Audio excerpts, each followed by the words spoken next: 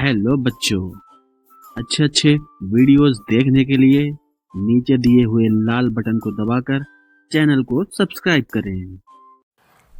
आईने के सामने खड़ी होकर काजल तैयार हो रही थी। उसने मिनी ड्रेस पहन रखी थी। गुलाबी रंग की लिपस्टिक और आंखों में काजल लगाकर वो बहुत ही सुंदर दिख रही थी। उसने बाल में अच्छे से जूड़ा भी बनाया था। अपनी खूबसूरती को निहारते हुए वो गालों पर क्रीम लगा रही थी।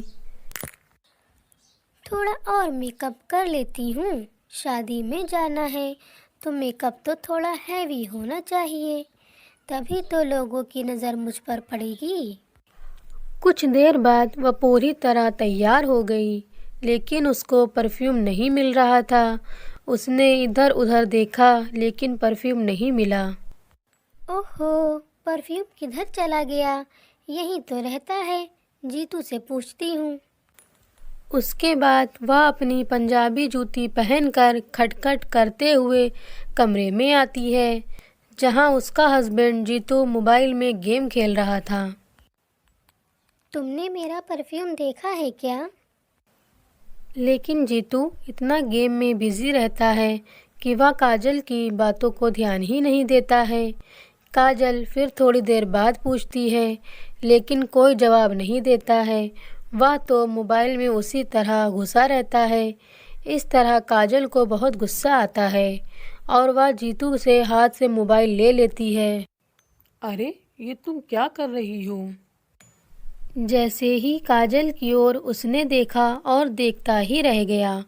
कुछ देर काजल भी उसको देखती है और कहती है, क्या बात है, तुम मुझे ऐसे क्यों देख रहे हो? पहले कभी मुझे नहीं देखा क्या? तुम ये पहन कर जा रही हो शादी में, इस मिनी स्कर्ट में? क्यों, कुछ खराबी है क्या इसमें?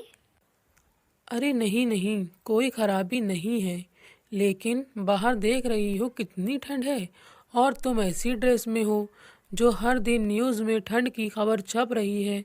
तुम इतनी छोटी ड्रेस पहन कर जाओगी तो बीमार पड़ जाओगी। शादी के पहले तो तुम बड़ी तारीफ करते थे, अब क्या हो गया? तुम्हें मेरे छोटे कपड़ों से क्या दिक्कत है? तुम भी सब मर्दों की तरह हो, मुझे नहीं जाना तुम्हारे साथ शादी में। यह कहकर काजल गुस्से में अपने कमरे की तरफ जाती है। तभी पीछे से जीतू काजल का हाथ पकड़ लेता है और कहता है, गुस्सा क्यों होती हो मेरी प्यारी वाइफ? सभी मर्द एक जैसे होते हैं। शादी के पहले उनका अलग चेहरा रहता है और शादी के बाद उनको लगता है कि उनकी औरतें उनके इशारों पर चलती रहें।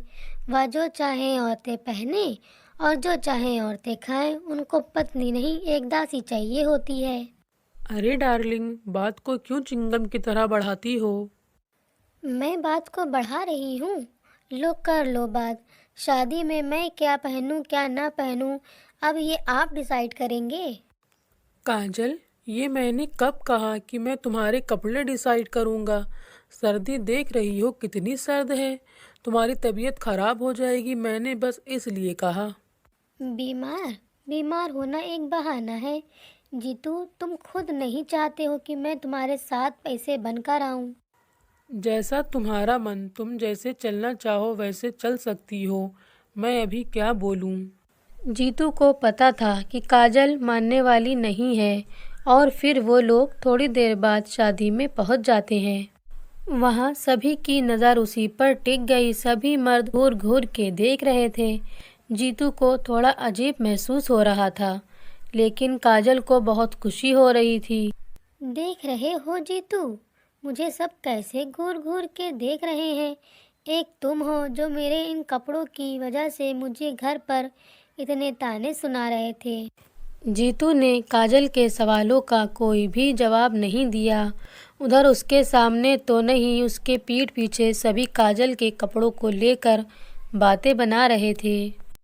अरे देख रहे हो, जीतू की वाइफ कैसी ड्रेस पहन कर आई है, इसे थोड़ी सी भी शर्म नहीं है और इतनी ठंड में इतने छोटे छोटे सूट पहन कर आई है। फिर थोड़ी देर बाद सब खाना खाने के लिए जाते हैं और खाना खाते खाते फिर उसे सब घूरते हैं। यह देखकर काजल को लगता है कि सब उसकी खूबसूरती की वजह से उसको देख रहे हैं। जीतू, सभी लोग कैसे घूर रहे हैं, प्लीज़ मेरी एक पिक क्लिक कर दोगे? हाँ हाँ, क्यों नहीं, मैं हाथ धोकर अभी आया। जैसे जैसे रात बढ़ रही थी, सर्दी वैसे वैसे और बढ़ती जा रही थी। सभी लोगों ने तो गर्म कपड़े पहने हुए थे, लेकिन काजल की हालत डाउन हो रही थी। जीतू, मुझे बहुत ठंड लग रही है, क्या घर चलें? क्यों, शादी नहीं देखना है क्या तुम्हें अभी? चलो ठीक है, चलते हैं। जीतू और काजल दोनों कार से वापस आ जाते हैं घर। और अगले दिन सुबह की बात है, काजल ने जीतू को कांपते हुए उठाया। जीतू, उठो ना जीतू, जीतू उठो ना। क्या हुआ काजल, काँप क्यों रही हो? जीतू ने काजल के माथे पर हाथ रखा तो उसका माथा बहुत जल रहा था। काजल, तुम्हें तो बहुत तेज बुखार है। जीतू की बात पूरी होती ही नहीं है, तभी काजल बोलती है।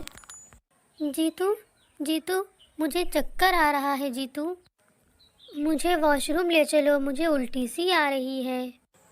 काजल को उल्टी तो हो ही रही थी और साथ ही उसको दस्त भी लग गए।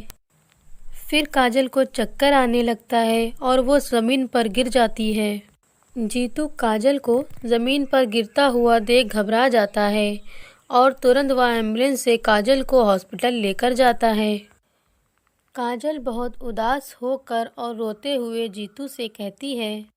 मुझे माफ़ कर दो जीतू, मैंने कल तुम्हारी बात नहीं मानी थी, इसी कारण मेरी इतनी तबीयत ख़राब हो गई। मैं तुम्हें गलत समझी थी जीतू। काजल, यह तो मेरा फ़र्ज़ है कि मैं तुम्हारा हमेशा ख्याल रखूं। मैं तुम्हारी अच्छाई के लिए हमेशा बोलता हूँ।